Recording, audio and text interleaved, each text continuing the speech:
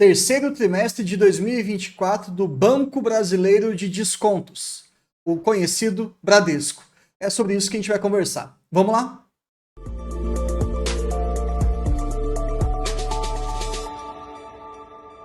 Fala pessoal, tranquilo? Meu nome é Bruno Oliveira, eu sou analista CNPI do Vida de Acionista, o VDA, e hoje a gente vai conversar um pouquinho sobre esse banco que está se recuperando, um processo lento, gradual, importante e muito desafiador.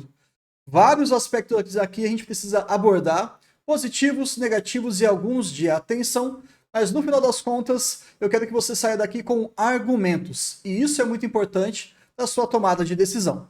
Vamos lá então?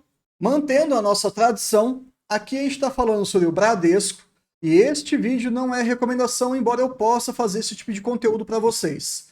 Todos os relatórios e alguns insights mais técnicos, aquela análise verdadeiramente dita, é feita lá no Clube VDA. Se você quiser fazer parte, é só virar membro aqui do nosso canal do YouTube. Mas vamos para o que interessa. Eu não costumo fazer muito isso aqui para vocês, mas me chamou muito a atenção e isso é sintomático do grau de interpretação das pessoas e como é que a gente está absorvendo hoje ou está consumindo conteúdo na internet. Então, diante desse impasse que acabou acontecendo, essa situação, eu resolvi conversar com vocês aqui mais ou menos uns 2 minutinhos antes de falar sobre o nosso balanço. Eu trouxe essa publicação no Instagram, é um perfil aberto, público, sem problema nenhum, em que eu coloquei alguns pontos, alguns destaques bem pontuais em relação ao Bradesco. Resultado líquido, né, o lucro líquido crescendo, subindo, inadimplência ainda alta, mas continua caindo, um ROI que está saindo da zona de rebaixamento, o índice de eficiência que precisa melhorar e a margem líquida aumentando. Como que você vê o banco? Isso aqui, pessoal, não é uma análise, né? Convenhamos. São só aqui pequenos trechos depois que eu fiz uma leitura bem rápida do release. Só que me chamou a atenção a forma como uma das pessoas acabou ali comentando. Pra tu ver como não dá para ir atrás de analista de mercado. Ano passado esse cara meteu o pau no Bradesco. Agora já está abrindo as pernas. Ok. Pessoal, façam suas análises. Cheguem nas suas conclusões e não esperem saber o que fazer de terceiros. Discordo completamente disso aqui. Antes de esclarecer, pensa o seguinte, vocês sabem que eu tenho formação como médico, né? Fiz aqui na UFMG, em BH, e aí você chega para mim e fala assim, Bruno, eu estou com dor de cabeça. Eu vou perguntar coisas básicas. Você já teve essa dor antes? É muito forte? Você tem com frequência? Já toma algum remédio? E por aí vai. Tá? Uma série de questões e você fala assim, não, é apenas dor de cabeça. Eu falei, beleza. Então eu vou passar para você provavelmente uma dipirona, um paracetamol, dependendo se você não tiver alergia. Só que depois passa um tempo e aí você fala assim, Bruno, eu continuo com dor de cabeça. Aí eu vou aprofundar um pouco mais aquela nossa conversa, até porque não era uma consulta formal. Olha, você já teve algum histórico na sua família de pressão alta? Você está sentindo algum outro sintoma? E aí você fala assim, olha, minha mãe já teve pressão alta. Né? Ela teve, faleceu já, mas ela teve pressão alta, hipertensão arterial sistêmica. Agora eu tô com um pouquinho de tontura, a visão está um pouquinho embaçada e eu tô com uma forte dor na nuca. Eu estou com novos dados enquanto médico, certo? A minha opinião mudou radicalmente, porque agora eu tenho mais informação do que eu tinha antes. Naquele momento você só estava com a dor de cabeça. E tudo isso que você acabou me trazendo de dados, uma dor de cabeça mais intensa, uma nucalgia, ou até às vezes um certo enjoo que as pessoas sentem, isso começa a caminhar diante de tudo que você me falou para uma crise hipertensiva. Eu devo ser julgado negativamente porque eu mudei de opinião? Acho que não. E é a mesma coisa que acabou acontecendo aqui. Eu tinha uma visão no Bradesco ano passado bem ruim, na verdade péssima. Né? Para quem me conhece, eu estava realmente metendo pau no banco, e nessa parte ele falou certo. Só que as coisas estão mudando, uma nova gestão, novos dados, novos balanços. É obrigatório, é sensato, e é um compromisso que eu tenho com vocês de mudar minha opinião. E aqui, por mais incrível que pareça, eu não mudei tanto, tá? Mas talvez ele tenha enviesado um pouco a interpretação, mas eu não estou abrindo as pernas. Eu só estou atualizando um estudo, e é justamente isso que o analista faz. Quando vocês forem criticar algum profissional, seja ele de qual for a área, cuidado, tá? Muita gente faz um trabalho sério. Tem os picaretas? Claro que tem, né? Em qualquer lugar, em qualquer profissão. Mas cuidado, A gente tem que ser um pouquinho mais sensato na forma de se expressar na internet. Não fiquei doído nem nada, mas é só para a gente tentar melhorar cada vez mais a nossa discussão. Dito isso, vamos falar agora do nosso Bradesco. Não vamos ficar lendo aqui nenhum tipo de slide à toa, mas vamos trazer alguns pontos importantes para vocês. O lucro cresceu, a margem cresceu, a PDD, que é muito boa que ela caia, né? Muito bom que ela caia, caiu, a margem com os clientes subiu, receitas de serviços também, as despesas subiram um pouquinho, mas pô, o banco está se reestruturando, então ele efetivamente acaba gastando um pouco mais, não tem problema nenhum. A questão da carteira de crédito também está subindo, a inadimplência está caindo. Então, assim, pessoal, sendo bem geral, nesses destaques que o próprio banco separou, de fato, a fotografia ela é melhor. Mas aqui já cabe um primeiro ponto. Ano passado, o resultado foi pavoroso. E esse ano nós estamos tendo melhores resultados. Isso significa que o banco está muito melhor? Não.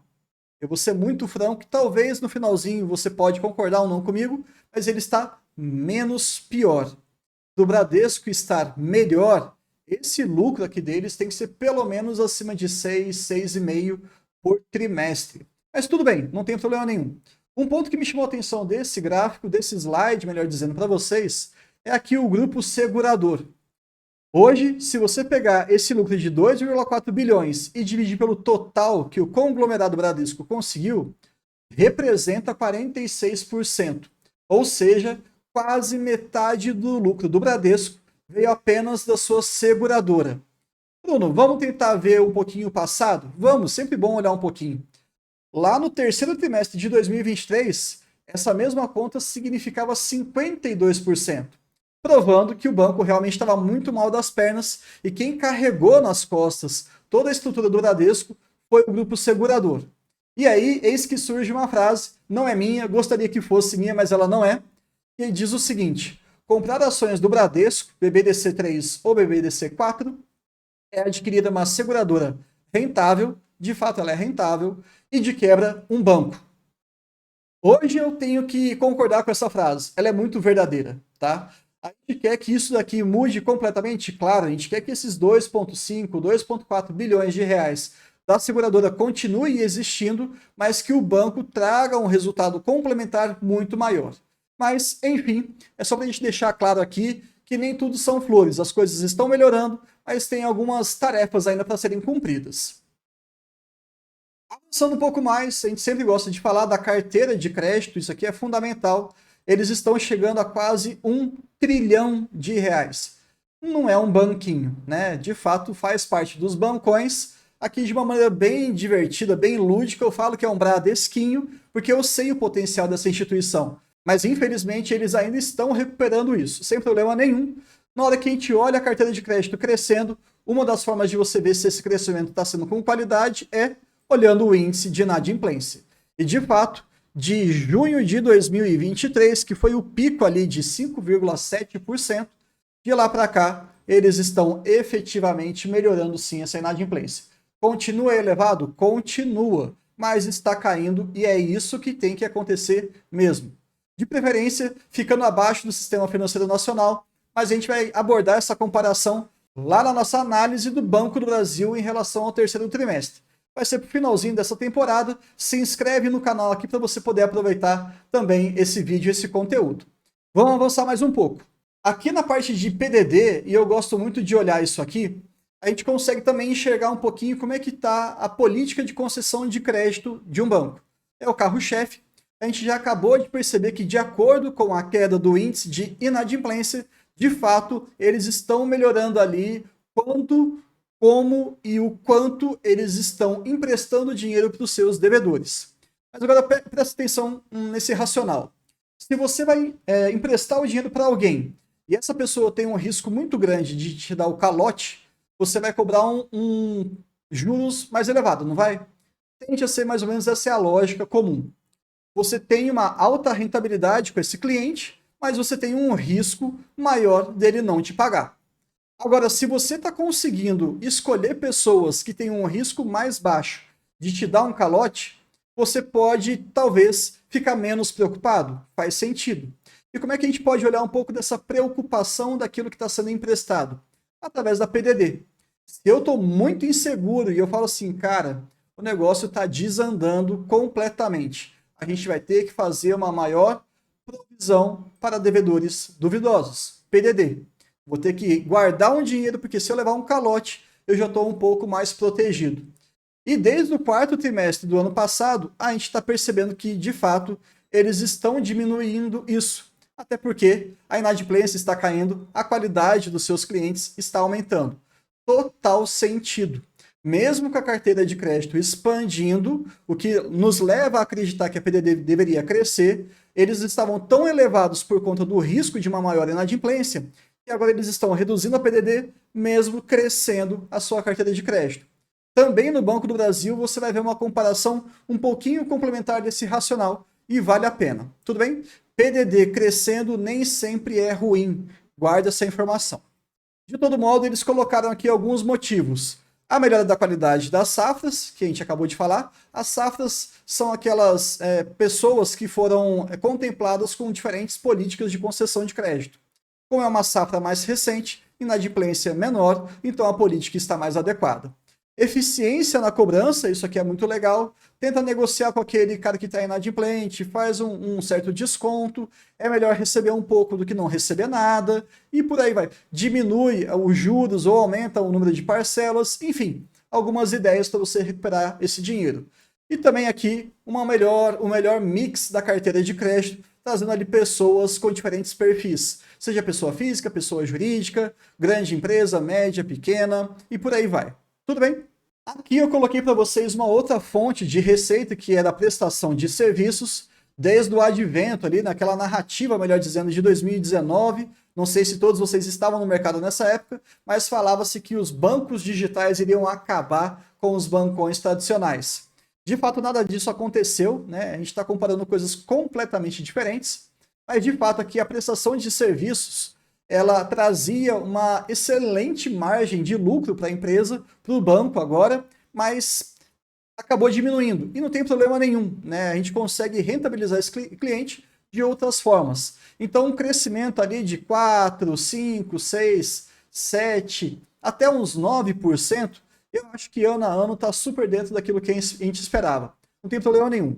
Mas o que eu queria trazer para vocês aqui não é nada relacionado a isso, mas sim aqui em relação a Cielo, para atualizar vocês que depois de 15 anos em que a Cielo estava realmente listada na bolsa, como vocês sabem, foi feito a OPA. E hoje, até olhando no site da Cielo mais atualizado, você vê que nós só temos aqui participações diretas e indiretas, tanto do Bradesco quanto do Banco do Brasil. Bruno, o que isso significa? Eu estou querendo explicar para vocês que a Cielo, com o capital fechado, agora ela não vai distribuir mais o seu lucro para os pequenos acionistas que estavam ali fazendo parte do capital social através da Bolsa de Valores. Todo esse lucro agora vai ser revertido tanto para o Bradesco quanto para o Banco do Brasil. Então é um pequeno adicional aí de receita de lucro para esses dois bancões, e isso certamente vai ajudar o Bradesco. Esse slide, que é um dos últimos já que a gente vai abordar nesse nosso vídeo, traz uma conversa breve sobre despesas operacionais. A gente está vendo que ano a ano cresceu quase 10%, um pouquinho acima daquilo que eu julgo que seria necessário, mas a gente tem que lembrar que realmente o Bradesco está se reestruturando. Então tem muita gente sendo mandada embora, muita gente sendo contratada, fluxo de trabalho mudando, investimento em tecnologias e por aí vai. Uma série de questões que acabam aumentando, sim, sem dúvida, a sua despesa operacional. Então nesse momento está justificado. Mas como é que a gente consegue avaliar se essa despesa operacional ela é compatível com a receita do banco? Basta a gente olhar aqui o Índice de Eficiência Operacional, IEO. Tá pequenininho aqui, mas enfim, essa informação ela é bacana, porque quando você tem um índice de eficiência muito elevado, você fala, caramba, alguma coisa não está muito boa ali, vamos estudar um pouquinho mais. E quando ele está bem baixo, você fala, caramba, esse banco talvez esteja fazendo um milagre. Porque com poucas despesas, eles estão conseguindo trazer uma receita muito interessante para todo o conglomerado. E aí eu falei o seguinte, vamos dar uma olhadinha no histórico. Entrei no site de RI do Bradesco, eu sempre recomendo que vocês façam isso. E aí eu fiz um levantamento desde o quarto trimestre de 2017. Por que esse valor? Porque é a data disponível que eles tinham lá pra gente. E aí eu coloquei num gráfico, fazendo aqui um traçado desde esse período até o terceiro trimestre de 24, mostrando ali como que está oscilando o índice de eficiência operacional.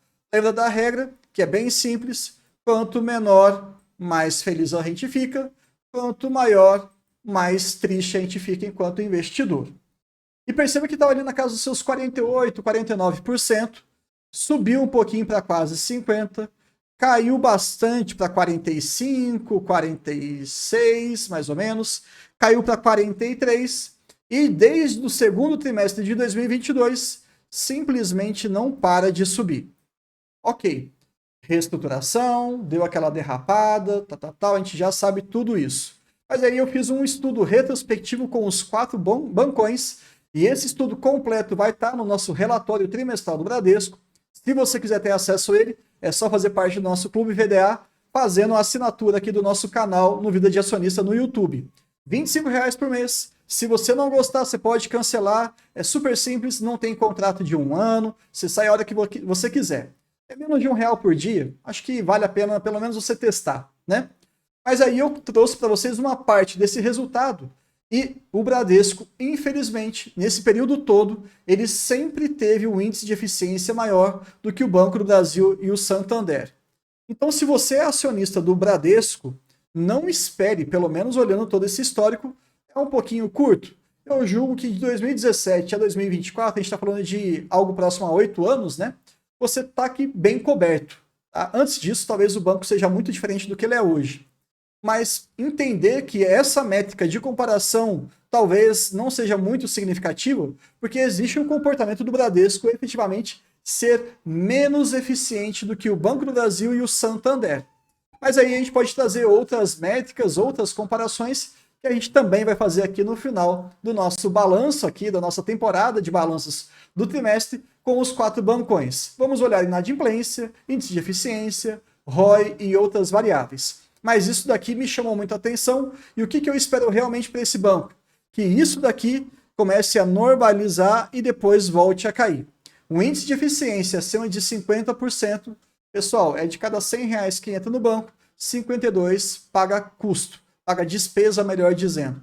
É muito ruim isso. Não faz parte da história do Bradesco. Agora, na casa de uns 45, talvez, 46, talvez esteja mais interessante. E até é importante a gente trazer isso, que o Noronha, o atual CEO do Bradesco, falou que eles almejam ali buscar algo próximo a 40% do índice de eficiência, que historicamente não aconteceu, mas eu espero que eles conquistem isso sem dúvida nenhuma. Pegando esse gráfico aqui para a gente finalizar, realmente também uma outra avaliação um pouco histórica do Bradesco. Eu peguei esse gráfico aqui da plataforma do Investidor 10, vale a pena vocês conhecerem, usem lá, tem a parte de gratuita, tem a parte também que é paga, mas enfim, uma análise bem rápida aqui em relação ao lucro líquido, tá? Se você for olhar desde 2010 até 2014, 2015, melhor dizendo, o banco estava num ritmo maravilhoso, crescendo praticamente ano após ano. Só que de lá para cá, 2015 para 2023, 2024, mais ou menos o banco está andando de lado. Ah, Bruno, em 2019 teve lucro maior, em 2021 também, e 2022 também. Tudo bem, mas tivemos anos também abaixo, né, desse valor, e atualmente ele também está abaixo nos últimos 12 meses. Então eu considero que isso aqui é andar praticamente de lado. Não me agrada muito, né, 16, 17 bilhões. Gostaria de um valor um pouco superior a isso. Acho que o banco tem história suficiente, até porque a gente está falando de algo próximo a 8 décadas, né, 80 anos. Então eles sabem como é que funciona aqui a nossa economia, eles têm expertise, eles são pioneiros em vários aspectos, mas sem dúvida nenhuma, essa última década do Bradesco não está muito agradável. A gente precisa ter essa informação em mente, porque muitas vezes a gente acaba criando uma expectativa que talvez ela não se consolide. E se ela se consolidar, vai demandar uma transformação muito importante nas suas bases. E aí sim a gente consegue ter um pouquinho mais de projeção com o pé no chão. Eu espero que vocês tenham gostado desse vídeo. Qualquer comentário, positivo, negativo, neutro, tanto faz. É importante ouvir vocês. Deixe aqui nos comentários e até o próximo vídeo.